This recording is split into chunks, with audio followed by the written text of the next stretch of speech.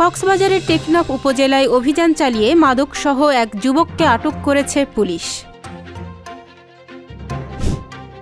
সুনামগঞ্জে আদালতে খুনের ঘটনার প্রধান আসামি ফয়েজ আহমদ স্বীকারোক্তিমূলক জবানবন্দি দিয়েছেন।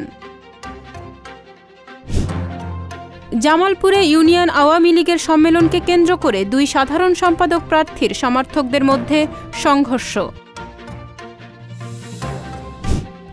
নোয়াখালী সদর উপজেলা থেকে 7 মামলার আসামি আফসার হোসেনকে গ্রেপ্তার করেছে পুলিশ। কুষ্টিয়ায় তেলবাহী ট্রেন লাইনচ্যুত হয়েছে। শনিবার সকাল 7:30টার দিকে হালসা রেল স্টেশনের আপসাইডের লুপ লাইনে এ দুর্ঘটনা ঘটে।